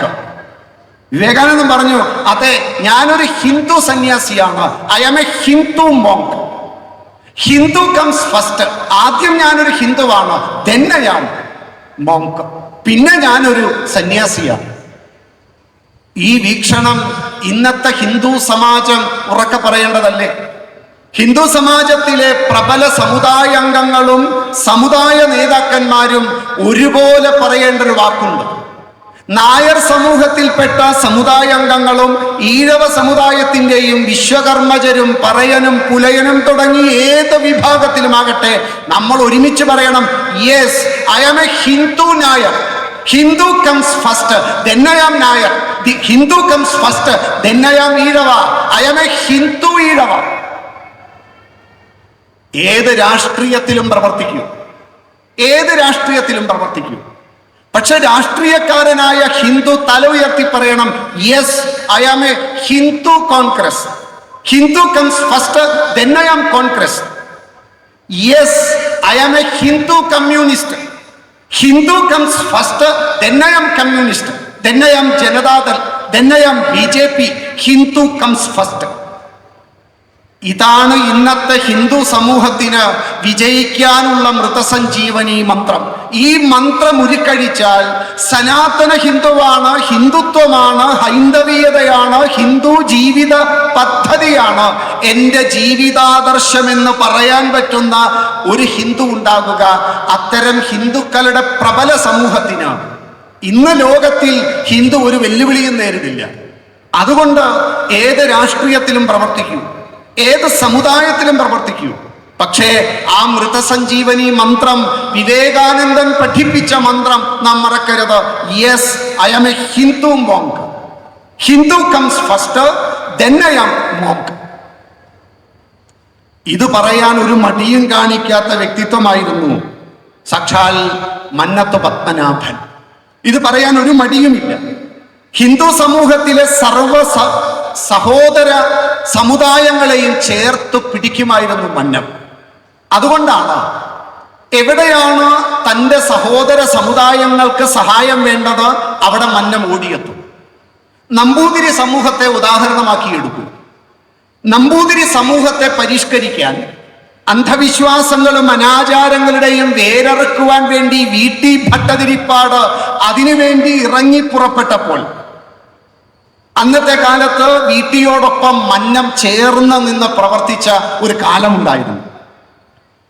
അന്നത്തെ കാലത്ത് നമ്പൂതിരി സമൂഹത്തിൽ വിധവാ വിവാഹമില്ല. എന്താ വിധവാ വിവാഹം എന്ന് പറയുന്നത്? അന്നത്തെ നമ്പൂതിരി കുലത്തിന്റെ ജീവിതം നമ്മളൊന്ന് മനസ്സിലാക്കി വെക്കണം. അച്ഛനേക്കാൾ പ്രായമുള്ള ധനാഢ്യനായ ഒരു നമ്പൂതിരിയെ ചെറിയ പ്രായത്തിലുള്ള പെൺകുട്ടികൾ വിവാഹം കഴിക്കും. അത്തരം ധനാഢ്യന്റെ ഭാര്യയായി ജീവിക്കുവാൻ വിധിക്കപ്പെട്ട തരുണികളായ താരുണ്യമുള്ള ഈ സ്ത്രീകൾ അധികം കാലം കഴിയുന്നതിന് മുൻപ് ഈ ഭർത്താവ് വാർദ്ധക്യത്തെ പ്രാപിച്ച് മരണത്തെ പ്രാപിക്കും. ഈ സമയത്ത് പാവം പെൺകുട്ടി പിന്നെ ആ നാലുകെട്ടിന്റെ തളം കെട്ടിയ അന്ധകാരത്തിൽ പിന്നെ ജീവിക്കണം. കണ്ണീരും തകർന്നുപോയ സ്വപ്നങ്ങളുമായി, വിടരാതെ കൊഴിഞ്ഞുപോയ പൂമുട്ടുകളായി ആ അന്ധകാരത്തിൽ താരുണ്യത്തിന്റെ ശ്മശാന ഭൂമികയായ ആ തറവാടിന്റെ ഉള്ളിൽ ആരെയും കാണാതെ ജീവിക്കേണ്ട കഷ്ടം പിടിച്ച നാളുകൾ. ഇത് കണ്ടപ്പോ VT ഭട്ടതിരിപ്പാടിന്റെ മനസ്സ് വല്ലാതെ നൊന്തു. അതിനെന്തെങ്കിലും ഒരു പരിഹാരം വേണം. ആ പരിഹാരം വിധവാ വിവാഹം തന്നെയാണ്. ഈ ദുര്യോഗത്തിൽ നിന്ന് തൻ്റെ സമുദായത്തിലെ സഹോദരിമാരെ സംരക്ഷിക്കുവാൻ വേണ്ടി VT ഭട്ടതിരിപ്പാട് തുനിഞ്ഞിറങ്ങിയപ്പോൾ കരുത്തോടെ കൂടെ നിന്നത് മന്നമായിരുന്നു. പക്ഷേ VT ഒരു പദം മുന്നോട്ട് വെച്ചപ്പോൾ യാഥാസ്ഥിതികന്മാരായ നമ്പൂതിരിമാരിൽപ്പെട്ടവർ മുഴുവൻ പടയെടുത്ത് കലിതുള്ളി VTയുടെ മുന്നിലേക്ക് വന്നപ്പോൾ മന്നം അതിൻ്റെ മുന്നിൽ പാറ പോലെ ഉറച്ചു നിന്നപ്പോൾ മന്നത്തിന്റെ സ്വഭാവവും ധീരതയും കരുത്തുമറിയുന്നവർ ഒന്നും മിണ്ടാതെ അങ്ങ് പിൻവാങ്ങി. ഇതിനെക്കുറിച്ച് VT ഒരിക്കൽ പറഞ്ഞു, എൻ്റെ ഒരു ജ്യേഷ്ഠ സഹോദരനെ പോലെ അടുത്തു വന്നു നിന്ന് എൻ്റെ സമുദായത്തെ പരിഷ്കരിക്കുവാനും വിധവാ വിവാഹം നടത്തുവാനും വേണ്ടി മുന്നിൽ നിന്ന് എന്നെ നയിച്ചത് മന്നത്ത് പത്മനാഭനായിരുന്നു. ആരായിരുന്നു മന്നം? കേവലം ഒരു സമുദായത്തിന് വേണ്ടി പ്രവർത്തിക്കുന്ന അതേ സമയത്ത് ഹിന്ദു സമാജത്തെ ബലപ്പെടുത്തുവാൻ വേണ്ടി തൻ്റെ ജീവിതം സമർപ്പിച്ച ആ മന്നം എല്ലാ സമുദായങ്ങളോടും ബന്ധം വച്ചിരുന്നു. അതുകൊണ്ട് തന്നെ സർവ സമുദായങ്ങൾക്കും സമ്മതനുമായിരുന്നു മന്നം. എല്ലാവരും മന്നത്തെ താന്താങ്ങളുടെ വേദിയിലേക്ക് ക്ഷണിക്കും. ഏത് കാലം, ആ കാലം മനസ്സിലാക്കൂ.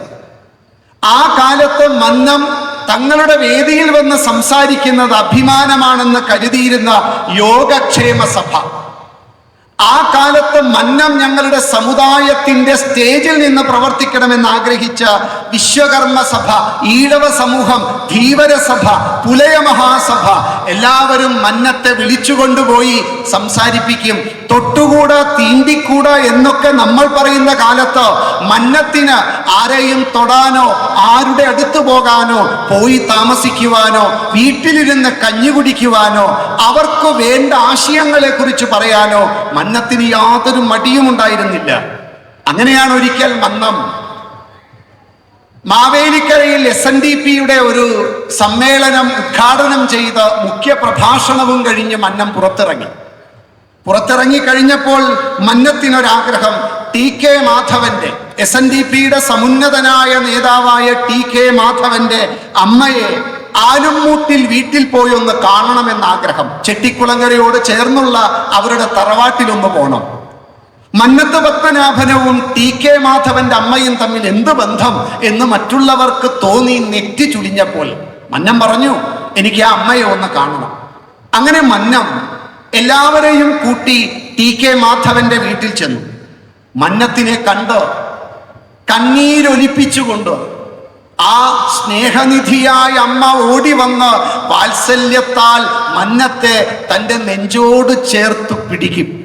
എന്നിട്ട് പറയും, എല്ലാവരും കേൾക്കെ, മന്നത്തിന്റെ ശരീരത്തിൽ തലോടിക്കൊണ്ട് വാത്സല്യനിധിയായ ആ അമ്മ കണ്ണീരിൽ കുതിർന്ന വാക്ക് പറഞ്ഞു, എത്രയോ നാൾ എൻ്റെ മാധവനൊന്നിച്ച് ഈ തറയിലിരുന്ന് ഞാൻ വിളമ്പിത്തന്ന കഞ്ഞി എത്ര കുടിച്ചിട്ടുണ്ട് പത്മനാഭ നീ. മാധവൻ പോയാലും എനിക്ക് പത്മനാഭനുണ്ട്, നീ എനിക്ക് എൻ്റെ മാധവൻ തന്നെയാണെന്ന് പറഞ്ഞ് മന്നത്തിനെ കെട്ടിപ്പിടിച്ച് വിതുമ്പിക്കരഞ്ഞ ആ അമ്മ അത് പറയുമ്പോൾ അവിടെ നിന്ന് എല്ലാവരുടെയും കണ്ണ് നിറഞ്ഞു. ആരായിരുന്നു മന്നത്ത് പത്മനാഭൻ?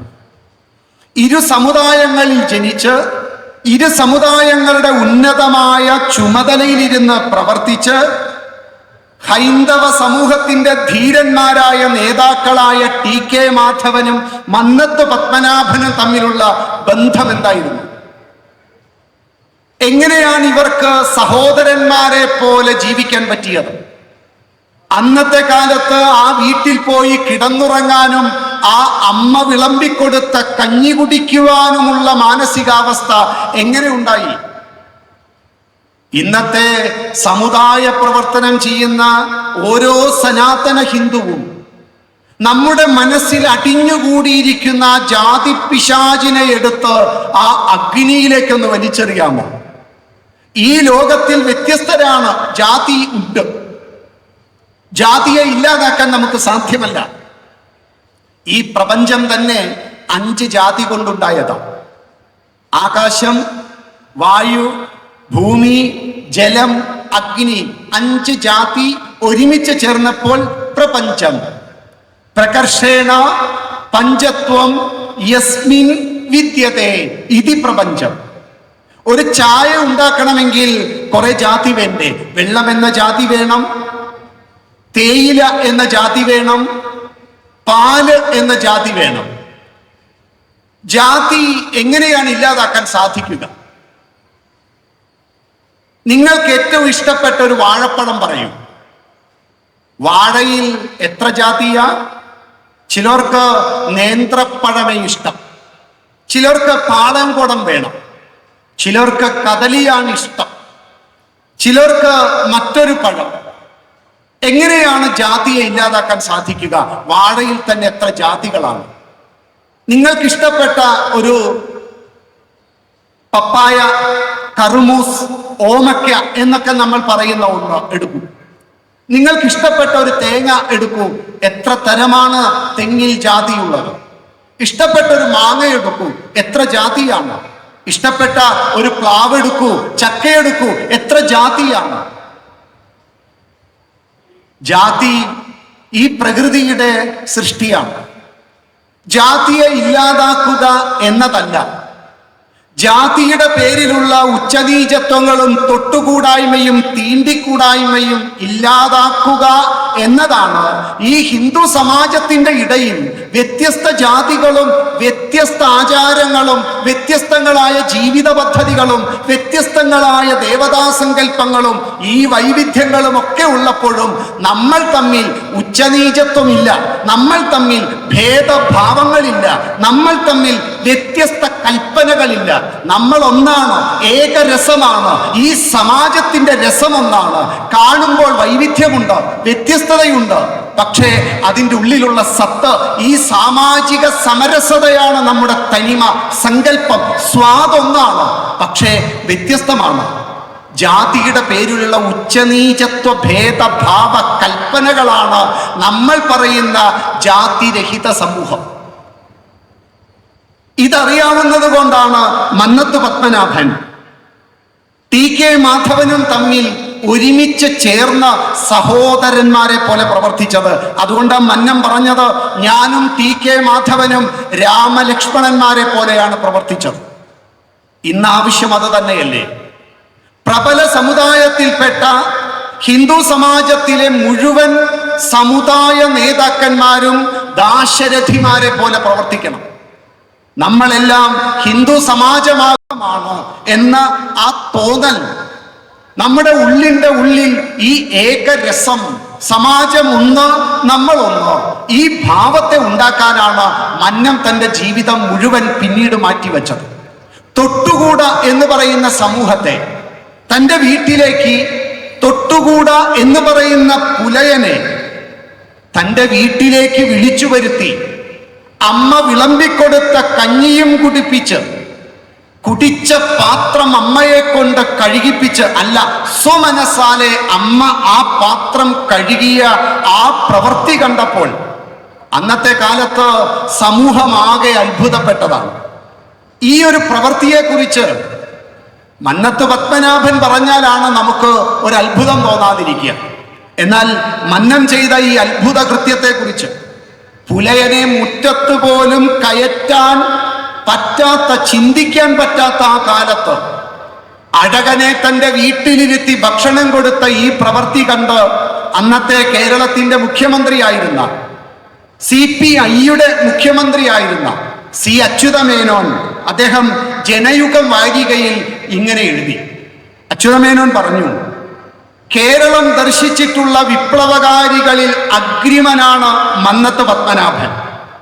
7 പതിറ്റാണ്ടുകൾക്ക് മുൻപ്, അച്യുതമേനോൻ ഇത് പറയുമ്പോൾ 7 പതിറ്റാണ്ടുകൾക്ക് മുമ്പ് അഴകനെ വീട്ടിലിരുത്തി കഞ്ഞി കൊടുത്ത ആ കാര്യത്തെ കുറിച്ചാണ് പറയുന്നത്.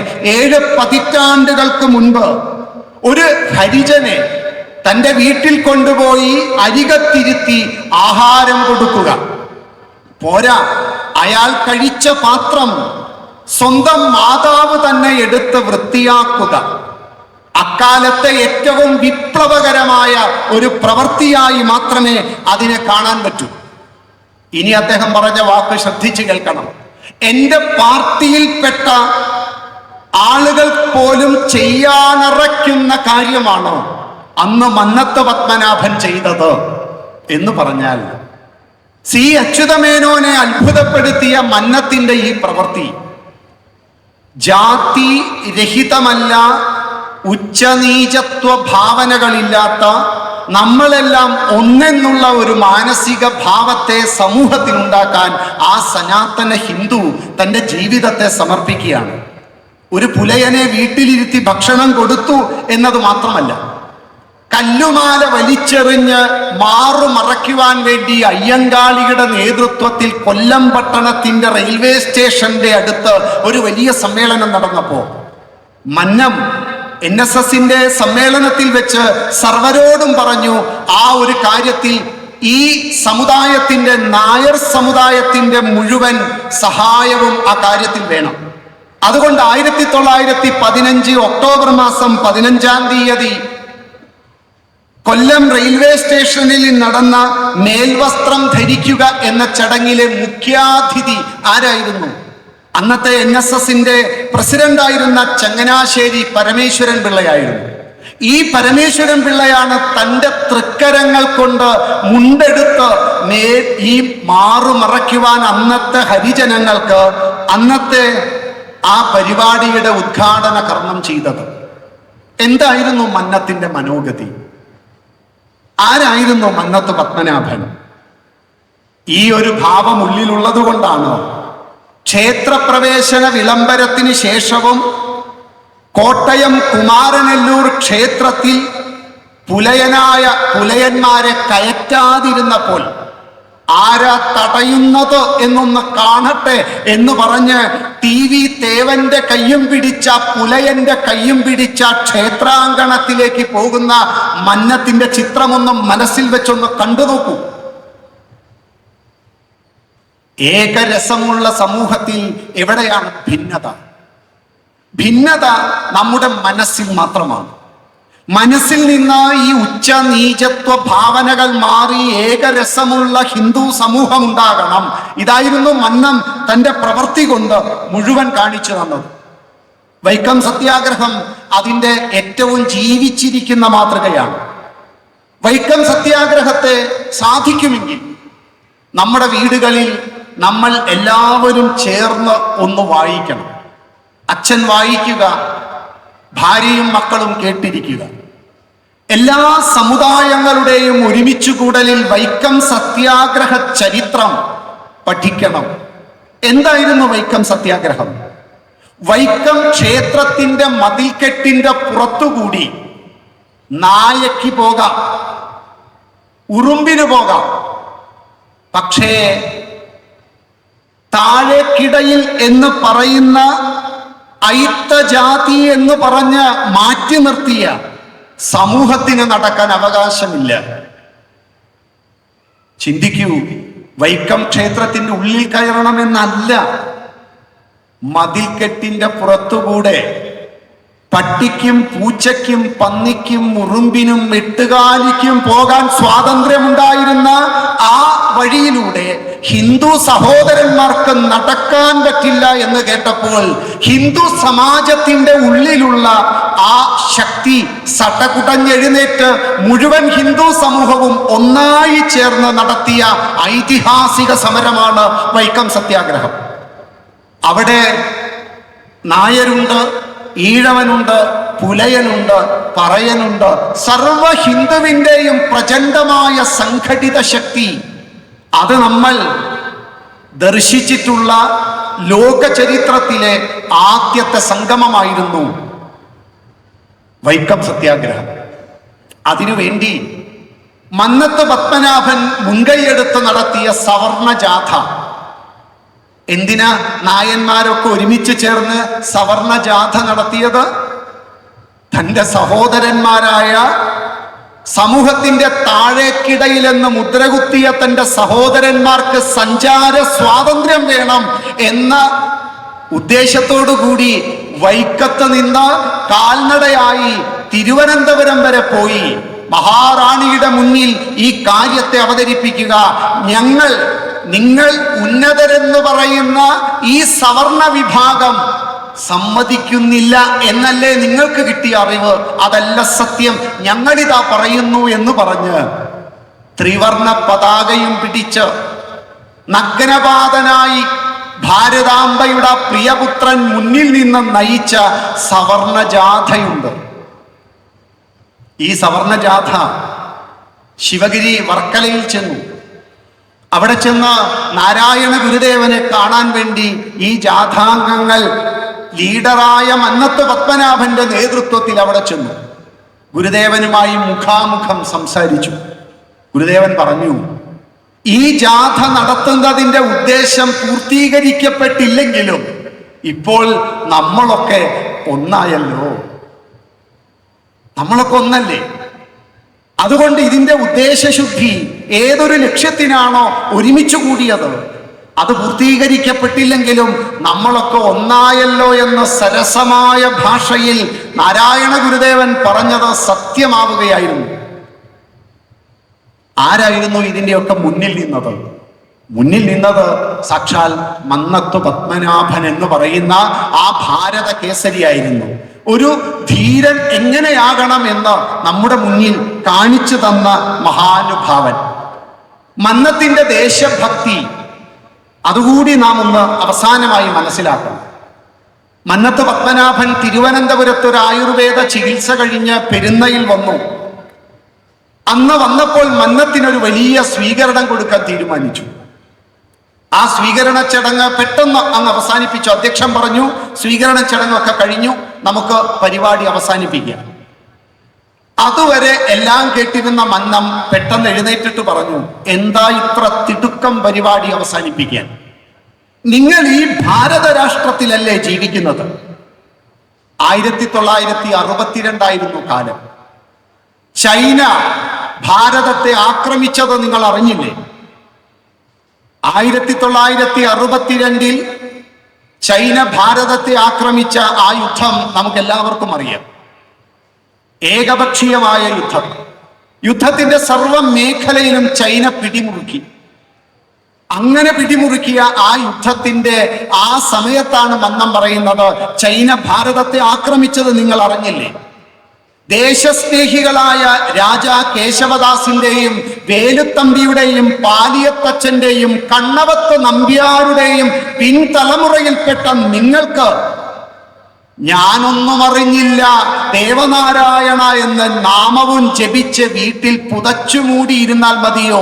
നമ്മുടെ നാടൊരു പ്രശ്നം നേരിടുകയല്ലേ? നമ്മുടെ നാടിനെ സംരക്ഷിക്കേണ്ടത് നമ്മളല്ലേ? അതുകൊണ്ട് ഈ സമ്മേളനം ഒരു തീരുമാനമെടുക്കണം.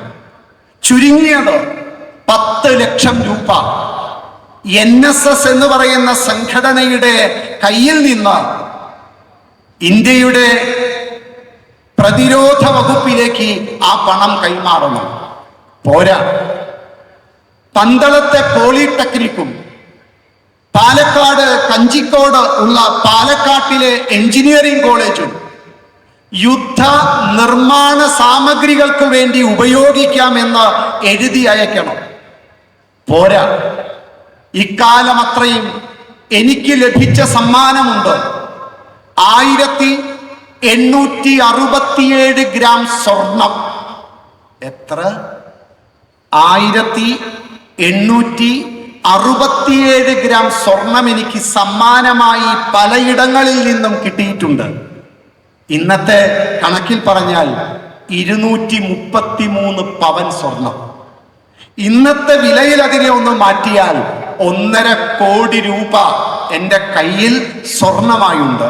ആ സ്വർണം മുഴുവൻ ഇന്ത്യ ഗവൺമെന്റിന് കൊടുക്കുക. ഇതാരാ പറയുന്നേ? എത്ര ധീര ദേശാഭിമാനികൾ അന്നുണ്ടായിരുന്നു, എത്ര സംഘടനകൾ ഉണ്ടായിരുന്നു, എത്ര ധനാഢ്യന്മാർ ജീവിച്ചിരുന്നു, എത്ര പേർക്ക് ഇതിലും വലിയ ബാങ്ക് ബാലൻസ് ഉണ്ടായിരുന്നു. എന്തേ ആരും കൊടുക്കാനറച്ചു നിന്ന സമയത്ത് ചെയ്തവരുണ്ട്. ജീവൻ പണയം വെച്ചും സൈനികരെ സംരക്ഷിച്ച് റിപ്പബ്ലിക് പരേഡിൽ 5000-ലധികം പേർ ഒരുമിച്ച് ചെന്ന് ആ ഒരു പദം മറ്റൊരു പദത്തിന്റെ അപ്പുറം വെച്ച് അണിയണിയായി നടന്നവരുമുണ്ട്. പക്ഷേ എത്ര ദേശാഭിമാനികൾ ഉണ്ടായിരുന്നു മന്നത്തെ പോലെ ചെയ്തവർ. മന്നത്തിന്റെ ദേശഭക്തി നമുക്ക് ചോദ്യം ചെയ്യാൻ സാധ്യമല്ല. തൻ്റെ ജീവിതത്തിലെ സർവസ്വവും തൻ്റെ ഈ സമുദായത്തിന്, ഈ രാഷ്ട്രത്തിന്, സനാതന ധർമ്മത്തിന് സമർപ്പിച്ച മഹാനുഭാവൻ. ആ മഹാനുഭാവന്റെ ജീവിതം പറയാൻ തുടങ്ങിയാൽ നിരവധി ത്രസിപ്പിക്കുന്ന കഥകളുണ്ട്. ആ ചരിതം ശരിയായി പഠിച്ചും പഠിപ്പിച്ചും മന്നത്ത് പത്മനാഭൻ എന്ന് പറയുന്ന ആ മുത്തച്ഛനെ, അപ്പൂപ്പനെ, ആചാര്യനെ, ഈ സമുദായത്തിന്റെ കുലപതിയെ, മാത്രമല്ല ഈ ഹിന്ദു സമാജത്തിന് വേണ്ടി ജീവിച്ച ആ കർമ്മയോഗിയെ നമ്മൾ വീണ്ടും വിധത്തിൽ പഠിക്കേണ്ടതല്ലേ? നമ്മുടെ മക്കളെ പഠിപ്പിക്കണ്ടേ? ഇത്രയും വലിയ ഒരു മഹാശക്തി സ്വരൂപൻ ജീവിച്ചിരുന്നു എന്ന് നമ്മുടെ കുട്ടികളോട് നമ്മളൊന്ന് പറയണ്ടേ? അദ്ദേഹത്തിന് സമൂഹം കൊടുത്ത, വ്യക്തികൾ കൊടുത്ത വിശേഷണങ്ങളെ കുറിച്ച് ഒന്ന് പറയണ്ടേ? ആദ്യത്തെ ഗവർണർ ജനറൽ ആയിരുന്ന സി രാജഗോപാലാചാരി മന്നത്ത് പത്മനാഭന്റെ ജീവിതവും പ്രവൃത്തിയും കണ്ട് അദ്ദേഹത്തെ വിളിച്ചത് ശൈലീ വല്ലഭൻ എന്നാണ്. അഭിനവ ദുർഗ ഇതാ വരുന്നു എന്ന് അടൽ ബിഹാരി വാജ്പേയി വിജയിച്ചു വന്ന ഭാരത രാഷ്ട്രത്തിന്റെ പ്രധാനമന്ത്രിയെ പ്രതിപക്ഷത്തിരുന്ന് എല്ലാ ബഹുമാനവും കാണിച്ച് സ്വന്തം രാഷ്ട്രത്തിന്റെ വിജയത്തിന്റെ മുഖ്യശില്പിയായ അന്നത്തെ കരുത്തുള്ള പ്രധാനമന്ത്രിയെ അഭിനവ ദുർഗ എന്ന് പറഞ്ഞ ആ ഇന്ദിരാഗാന്ധി മന്നത്ത് പത്മനാഭനെ വിളിച്ചത് കേരളത്തിലെ കാരണവർ എന്നാണ്. സ്വതന്ത്ര ഭാരതത്തിന്റെ ആദ്യത്തെ പ്രഥമ പ്രധാനമന്ത്രി ജവഹർലാൽ നെഹ്റു വാർദ്ധക്യത്തിലും അജയ്യനായ യോദ്ധാവായിരുന്നു മന്നത്ത് പത്മനാഭൻ എന്ന് വിളിച്ചതും ഈ മന്നത്ത് പത്മനാഭനെ കുറിച്ചാണ്. ജി ശങ്കരക്കുറുപ്പ് പറയും, കരിങ്കല്ലുകൊണ്ട് കവിത രചിച്ചിട്ടുള്ള മഹാകവിയാണ് മന്നത്ത് പത്മനാഭൻ എന്ന്. പ്രതിഭാധനനായിട്ടുള്ള പുത്തേഴത്ത് രാമൻ മേനോൻ പറയും, മഹാപുരുഷനാണ് മന്നത്ത് പത്മനാഭൻ എന്ന്. ഗുരുജി ഗോൾവൽക്കർ മന്നത്ത് പത്മനാഭനെ കുറിച്ച് പറഞ്ഞത് പൂർണ്ണകാമൻ എന്നാണ്. കേരള ജനത മന്നത്ത് പത്മനാഭനെ കുറിച്ച് പറഞ്ഞത് ഭാരത കേസരി എന്നാണ്. കേന്ദ്ര ഗവൺമെന്റ് മന്നത്ത് പത്മനാഭന്റെ പ്രവൃത്തി കണ്ട് നൽകിയത് പത്മഭൂഷണാണ്. ഇങ്ങനെ തൻ്റെ ജീവിതത്തിൽ സർവ മേഖലയിലും തൻ്റെതായിട്ടുള്ള സംഭാവനകൾ നൽകി ഈ ഹിന്ദു സമാജത്തെ, സനാതന ധർമ്മത്തെ സംഘടിപ്പിച്ച മഹാനുഭാവൻ. അദ്ദേഹത്തിൻ്റെ ജീവിതം നമ്മുടെ കുഞ്ഞുങ്ങളോട് പറയണം. അസാധ്യമായൊരു കാര്യത്തെ സാധ്യമാക്കി തീർത്ത മഹാവ്യക്തിത്വം. ഒന്നുമില്ലാത്തൊരു നായർ കുടുംബത്തിൽ ജനിക്കുക, ദാരിദ്ര്യത്തിന്റെ വേദനകൾ പേറി മുന്നോട്ടു പോകുക, ആരും കൈപിടിച്ച് ഉയർത്താനില്ലാഞ്ഞിട്ടും സ്വപ്രയത്നം കൊണ്ട് ആകാശത്തോളം ഉയർന്നു കയറിയ ആ വിശ്വമാനവന്റെ ചരിതം നമ്മുടെ കുഞ്ഞുങ്ങളോടൊന്ന് പറയുക. ഒരു പുരുഷായുസ് കിട്ടിയാലും നമുക്ക് സമ്പാദിക്കാൻ പറ്റാത്ത അത്രയും സ്ഥാപനങ്ങൾ, വിദ്യാഭ്യാസ സ്ഥാപനങ്ങൾ, സ്കൂളുകൾ, കോളേജുകൾ, ആതുര ശുശ്രൂഷ സ്ഥാപനങ്ങൾ, ഏക്കർ കണക്കിന് ഭൂമി, ഇതെല്ലാം തൻ്റെ കരുത്തുകൊണ്ട് നേടിയെടുത്ത ആ മഹാനുഭാവനെ കുറിച്ച് നമ്മളൊന്ന് പറയണ്ടേ കുട്ടികളോട്? ഇത്രയൊക്കെ സമ്പാദിച്ചിട്ടും ആ ത്യാഗമൂർത്തിക്ക് എന്താണ് ബാക്കി ഉണ്ടായിരുന്നത്? ആകെ ഉണ്ടായിരുന്നത് ഒരു കണ്ണടയും ഒരു ഊന്നുവടിയും പാദരക്ഷയും. സാഹിതീദേവി വാഗ്ദേവത കനിഞ്ഞൊഴുകിയ ആ തൂലികയുമല്ലാതെ മറ്റൊന്നുമില്ലായിരുന്നു. നിസ്വനായ ആ തപസ്വി, ഈ സനാതന സംസ്കൃതിയുടെ പുനർജീവനത്തിന് വേണ്ടി ജനിച്ച മഹാനുഭാവൻ അങ്ങനെ 93 വർഷം തൻ്റെ ജീവിതത്തെ ഈ ധർമ്മത്തെ സംരക്ഷിക്കുവാൻ വേണ്ടി തപം ചെയ്ത് നമുക്ക് വേണ്ടി നമ്മുടെ മുന്നിൽ ത്യാഗമയമായ ജീവിതം കാണിച്ചുകൊണ്ട് ജീവിച്ച് കാണിച്ചു തന്ന ആ മന്നത്ത് പത്മനാഭൻ എന്ന് പറയുന്ന മഹായോഗിയുടെ തൃപ്പാദങ്ങളിൽ നമ്മുടെ മനസ്സാകുന്ന ആ പൂജാമലരുകൊണ്ട് ആ തൃപ്പാദത്തെ തഴുകുവാനും സമർപ്പിക്കുവാനും ഒക്കെ നമുക്ക് സാധിക്കുക. നമ്മുടെ കുട്ടികളോട് നമ്മൾ മന്നത്ത് പത്മനാഭൻ എന്ന് പറയുന്ന ഈ മഹായോഗിയെ ഒന്ന് പരിചയപ്പെടുത്തുക. ആ കർമ്മയോഗിയെ കുറിച്ച് നമ്മളൊന്ന് പഠിക്കുക. അഭിമാനത്തോടെ തല ഉയർത്തി താനൊരു സനാതന ഹിന്ദുവാണ് എന്ന് പറഞ്ഞ ആ മഹാനുഭാവനാകട്ടെ നമ്മുടെ പ്രേരണ എന്ന് മാത്രം പറഞ്ഞും പ്രാർത്ഥിച്ചും ഈ വൈകിയ വേളയിൽ വാക്കുകൾ ഉപസംഹരിക്കട്ടെ. എല്ലാവർക്കും നന്ദി, നമസ്കാരം. ഔദ്യോഗികമായി നന്ദി രേഖപ്പെടുത്തുന്നു. ഹിന്ദുമത മഹാമണ്ഡലം ജനറൽ കമ്മിറ്റി അംഗം ശ്രീ മോഹൻജി നായർ. അദ്ദേഹത്തെ ആദരപൂർവ്വം